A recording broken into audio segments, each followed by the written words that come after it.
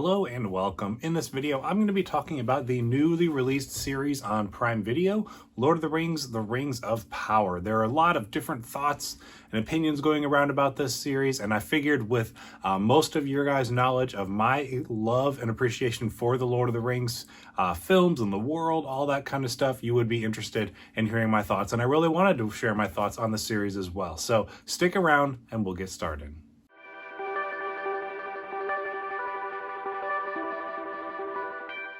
Welcome once again, my name is Austin and this channel is all about helping you to dig deeper and go further to better understand faith and film and everything that's in between. If that sounds exciting to you, make sure you click the subscribe button down below so you don't miss out on any future content.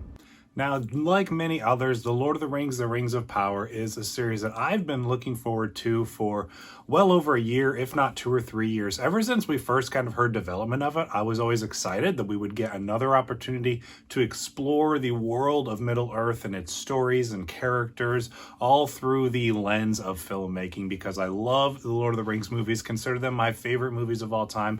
I really enjoy the Hobbit movies too, despite their flaws, and was really excited to have another opportunity to dig into and delve into the beauty that is the world of Middle-earth. First and foremost, we'll get the easy stuff out of the way. The budget for this show absolutely is very evident in its visuals. It is a beautiful looking show. The scenery is gorgeous to look at. There is a huge practical nature to it all. They obviously have their moments of CGI and special effects, and while some of them don't always look as good as the rest of them, as a whole, I was very impressed with the visuals of the series, especially the practicality of it all. The world, kind of one of the biggest issues with the Hobbit movies was they didn't feel as tangible. They were heavily CGI created, which just took away from the authenticity and the realism that we loved and appreciated and respected with the practical nature of the Lord of the Rings. And they definitely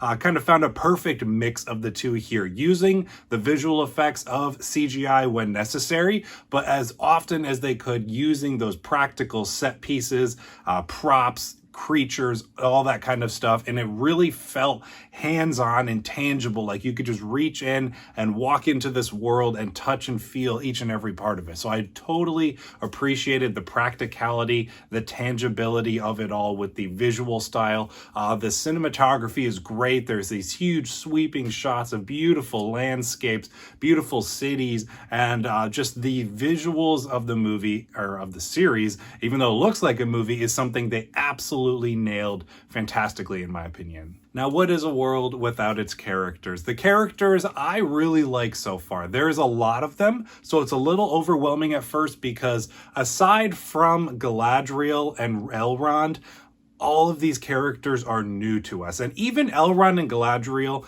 being so far removed from how we knew them in The Hobbit and Lord of the Rings, being about 1,000 years or so prior in the story of the scope of Middle-earth, they're very different from they are in The Lord of the Rings. And for some people, that was a criticism of them not being as similar in characteristics. But for me, I didn't mind it. I appreciated that, you know what? The lot happens in 1,000 years of a lifetime of a character, and they can develop and change in different kinds of ways. So like I said, a lot of these characters are new, and there are a lot of them. So it was a little overwhelming at first, especially in the first episode, because we're jumping from kind of realm and region to region with different characters, different things taking place. A lot of different backgrounds and story information is being thrown at us at once. And it moves at a really good pace, which for some might be hard to kind of, at least me personally, I struggled a little bit with keeping up with, okay, here's this character, here's their background, here's what's going on with them. Then the same thing with this character, same thing with that character. So there's a lot that's thrown at you at once. I didn't think it was too overwhelming. It was definitely a little hard to track who's doing what, where at any given moment once in a while. But as soon as I kind of settled into what was established with each of those characters, and especially once we moved into the second episode, I really started settling into that groove. I think the pacing of the show is really well done. I like how we're kind of hopping around to all of these different regions around the world of Middle-earth. I love the landscape of Middle-earth in general, and that's one of my favorite aspects of these stories and films throughout the movies and now this series here. So I love getting to see the different regions, and especially in this series, stuff that we've never seen before of Khazad-dûm before the fall of everything in the mines of Moria. Is cool to see that city. Getting to see the different areas of Faradwaith, just way up north, a region we'd never seen before. Eregion, and then even Lindon, the beautiful elf city. Kind of getting to see also the way off west, the region where the elves originated from. Just all of that stuff is really cool to see, really neat to see put to screen.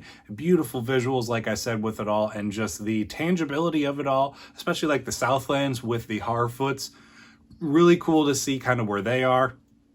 Much like the Shire, it was very tangible. You could really just see all of the practicality of it all. It just made it so alive and breathing, and there's so much history behind it all that I really appreciate. For me, the three big aspects that make up Middle-earth and what it all means is, like I said, it's locations, and then like I talked about, it's people, and besides that, the music for me. So the music is something that I love, probably one of my most favorite aspects of The Lord of the Rings, and even The Hobbits as well. Howard Shore does a fantastic job realizing the emotion of it all, the story, the stakes, the different regions and the cultures, and just incorporating it all into the music. He does a fantastic job. And so I was really curious to see what they would do for the Rings of Power as well. I loved that they brought Howard Shore back for the opening title sequence. I love that song. There was a lot of different cues and references to the rest of his music in The Lord of the Rings, just in that minute and a half or so sequence. And then besides that, we have, I believe his name is pronounced Bear McCreary. I really love his music. I'm a huge fan of what he does for Outlander. I don't really watch the Outlander series, but I do love the music that he developed for that, as well as his other scores. And I have been totally enthralled with what he has crafted and orchestrated for this series as well. I went ahead and listened to the soundtrack, even probably beyond what's been shown so far in the series, but like the Sauron stuff, the Southland stuff, the Sundering Seas stuff, all of it just feels like what it is, and it's so authentic. Again, it just adds a soul and a life to all of this world and its characters that I really appreciated. So I love the music for this series as well. Now, while the story is still kind of finding its footing, which I don't necessarily mind. Some people kind of would have liked us to, by episode 2, have a pretty much more clear idea of where this story's going. I don't mind that it's not 100% clear yet, that we're still kind of figuring things out. So like I said, that might be a hindrance to some. Well, for me, I didn't mind it so much. I just so much enjoy getting to see the characters kind of interact with each other, the landscapes.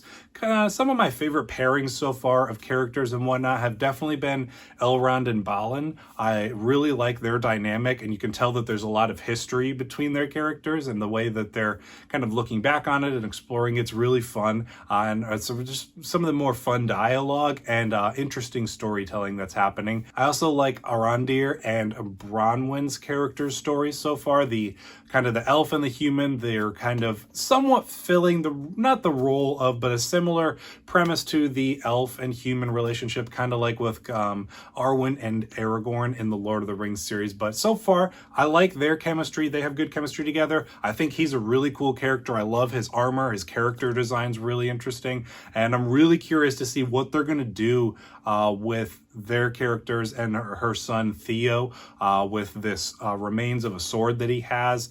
There's a lot of intrigue there for me with what they're doing with their characters and what they're doing so far. So I'm assuming them and maybe Galadriel might kind of clash at some point and work together to some extent. We'll see.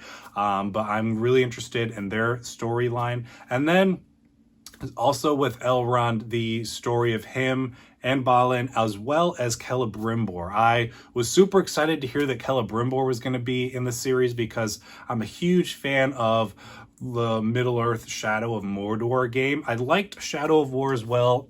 Couldn't really stick with it. It was just a little bit too overwhelming for me, but I love the story and the characters for those games. And the pairing of Celebrimbor with the name escapes me at the moment of the main character of the game, but getting to explore more of the lore with his downfall with being tricked by Sauron into forging the rings and stuff was somewhat touched upon in the games, but I'm really interested to see that from beforehand and following through of what's going to happen, because I'm sure we're going to get to see the trickery of Sauron into having Celebrimbor work for him and forging these rings and all that. So I'm really excited to see where that storyline goes as well. So as you've probably kind of gauged up until this point, I really appreciate the connections that they've made to the other Hobbit and Lord of the Rings stuff, like I said, with some of the characters, a bit of the races and different and similarities that there are to different plot elements, but at the same time differentiating itself and doing something different.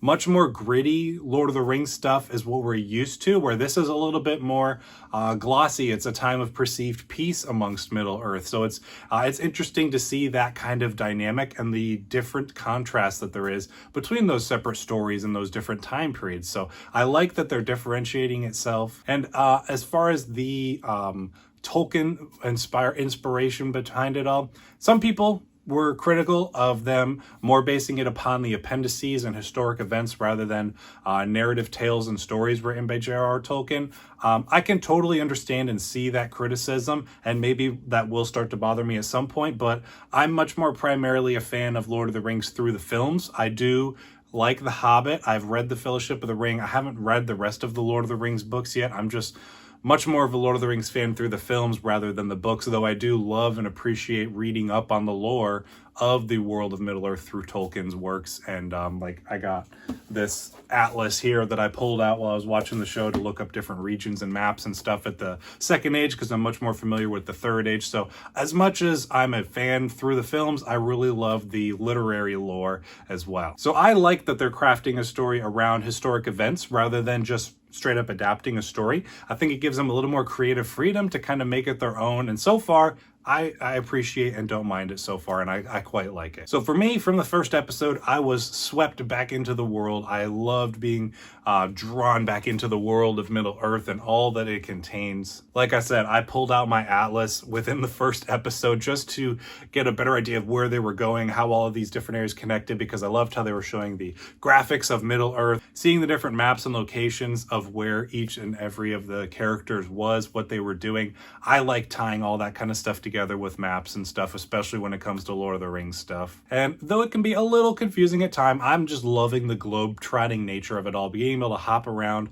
these different regions and areas that we haven't seen, at least in this time period, if not at all, in film for the Middle-earth and all that it entails. Though it can be a little confusing at times just because of its brisk pace and its jumping around a lot, I'm loving the globe-trotting nature of it all, getting to see these different regions and areas, whether it's a different time period that I'm familiar with or a different area entirely that we haven't seen put to film before for this series. I'm really interested in where it's all going. I'm happy with what we've gotten up until this point so far with the first 2 episodes, and I can't wait to see where it continues next. So those are my thoughts on the Rings of Power so far. I would be curious to know your thoughts in the comments down below.